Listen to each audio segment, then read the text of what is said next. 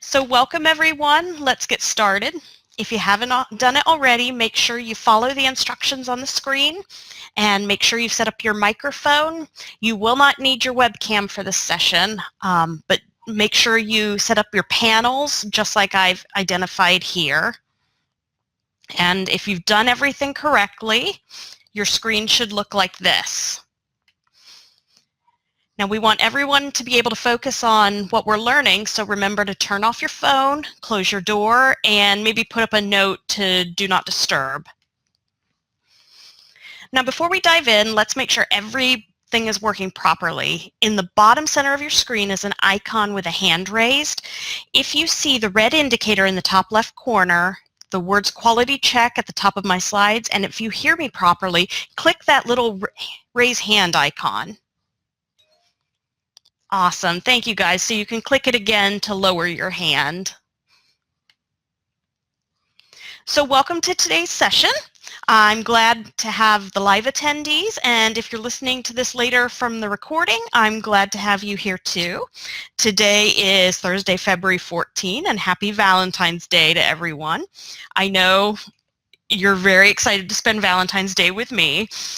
Today we'll be discussing the community of inquiry as it was presented in Chapter 5 of the book, Thinking Collaboratively. By the end of the session, you'll be able to identify the 3 elements of the community of inquiry framework, identify examples of each element, and incorporate these elements into your own instructional planning. So I'd like you to think about a time when you've taken a class, and it can be in a school setting or a professional development course. Either way, in your personal opinion, and no right or wrong here, in your personal opinion, what do you feel is the most important aspect when you take a course? Is it the design, the leadership, or the content? So I'm going to put a poll up, and I'd like you to just click the one that applies to you. And for our virtual listeners, I'd like you to just pause the recording and write a few sentences about your preference. And it looks like the majority like a focus on the content and some like a focus on leadership. Being a big fan of leadership, I like that too. So we're going to end and move on.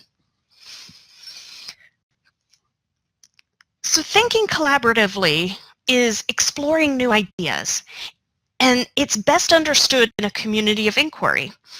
The community of inquiry lays out a structure for exploring and making sense of how to use collaborative thinking in a real-world sense.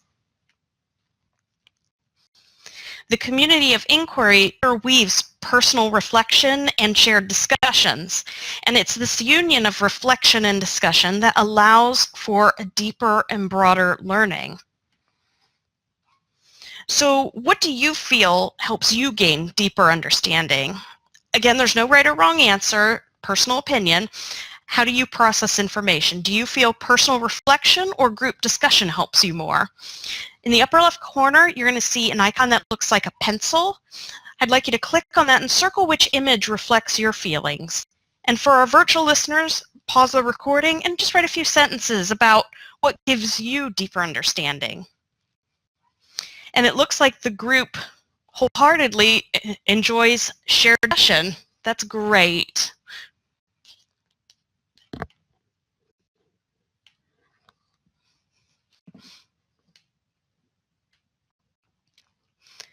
So there are 3 elements of the community of inquiry framework. Social presence is how much you identify with the community, how committed you are to communicating honestly, and developing trusting relationships so that everyone feels safe to show their real selves. Social presence is about engaging with each other and staying present in the moment. Cognitive presence is grounded in reflective thinking, and it's the core of the community of inquiry. It involves critical thinking, problem solving, and collaboration. It's the marriage of personal reflection and collaborative discussion. The goal of cognitive presence is to move through the practical inquiry model to the integration and resolution phases so that you can make sense of what you're taking in and apply it to your own world. And teaching presence is the logistics and the mission of the course. It's the lesson planning, the course design, and the leadership of the discussions. Teaching presence requires you to walk that thin line between imparting your knowledge and allowing students to discover concepts themselves. Teaching presence, it requires multiple types of interaction, like teacher-student knowledge transfer or student personal reflection or peer-to-peer collaboration. The goal of teaching presence is deep and more complex understanding of the material. So I'm a strong believer in knowing thyself. So I want you to think about the 3 presences we just reviewed and which one you feel is your strongest and which one you feel use a bit more attention. In the upper left corner, click the icon that looks like a T and quickly type in which presence you feel is your strength and your weakness. And for our virtual listeners, again, feel free to pause the recording and write a few sentences about what you feel is your strength and your weakness.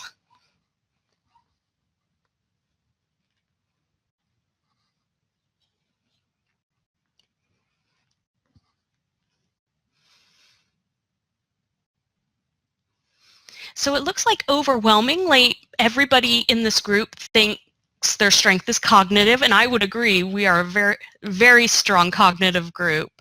And 2 weaknesses in the social presence, which I find odd because you guys are so awesome. But it's very good to know thyself, and it's important to think about these things.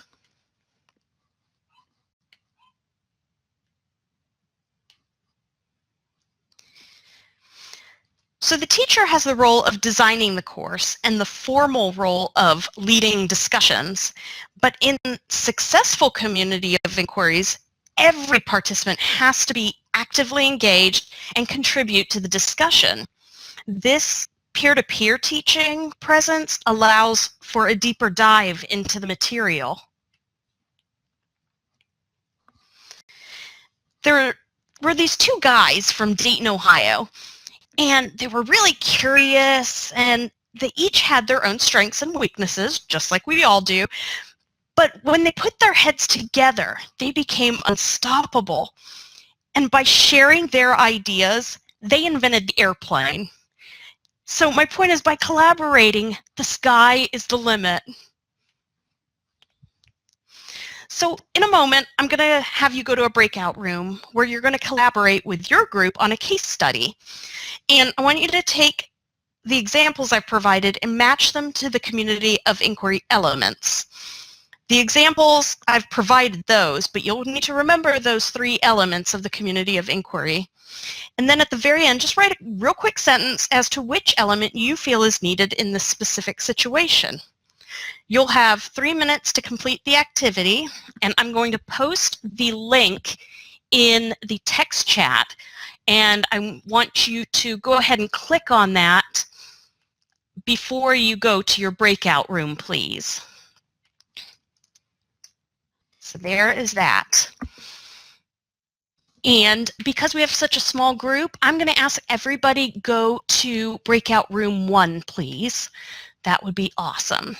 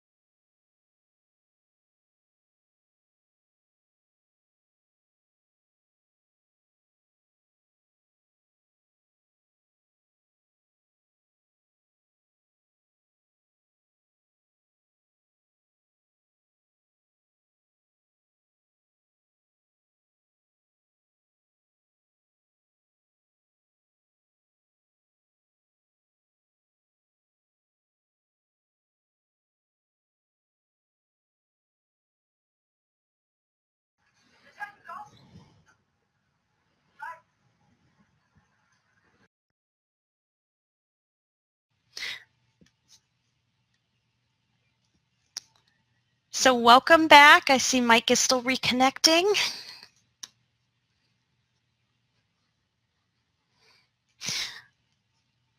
Well, while we wait for Mike to reconnect, the first part of that case study was just kind of, I wanted you to be more familiar with examples of the community of inquiry, but what I'm interested in hearing from you, if someone would pick up the mic and let me know which element did you feel was needed in that specific situation? Yes, Marcia. Well, we actually thought it might be two elements, both cognitive and social, because it really just seemed like all they really did in that particular situation was just go back and take notes. So basically, you know, the thought process being that somebody was standing there lecturing to them, they are really just, you know, simply mindlessly taking notes. But really, to really strengthen, I think, a relationship with business partners, you really need to work on social so that you can work on collaborating, and you also really need to work on cognitive and start, you know, sharing ideas and you know, thinking about how you can really create a strong relationship. That is absolutely brilliant. Thank you.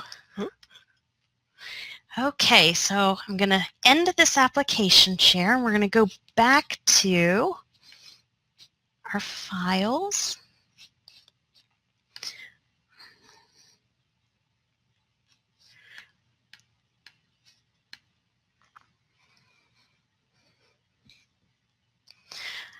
Okay, so just as a recap, the community of inquiry requires determined learners dedicated to exploring problems, constructing meaning, and validating everyone understands. And it's all collaborative. The goal of a community of inquiry is to enhance thinking and learning, and reflection and discussion, and collaborative inquiry.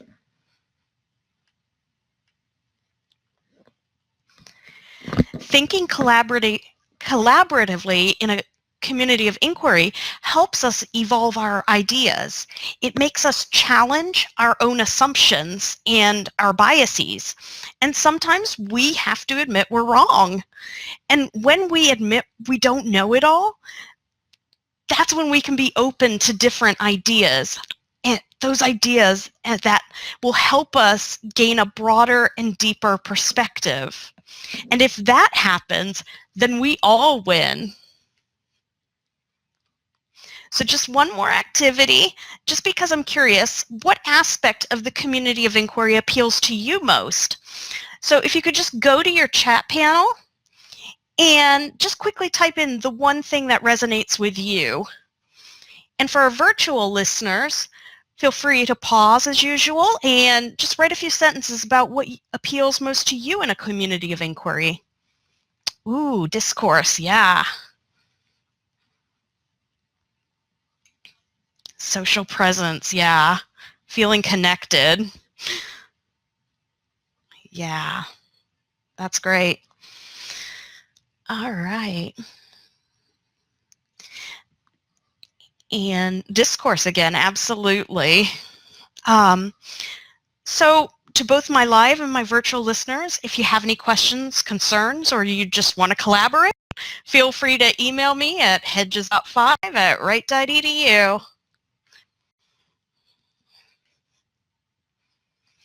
And so I want to thank everyone for being here. Thank you for those who were live, and thank you to our virtual friends. I appreciate you. Thank you.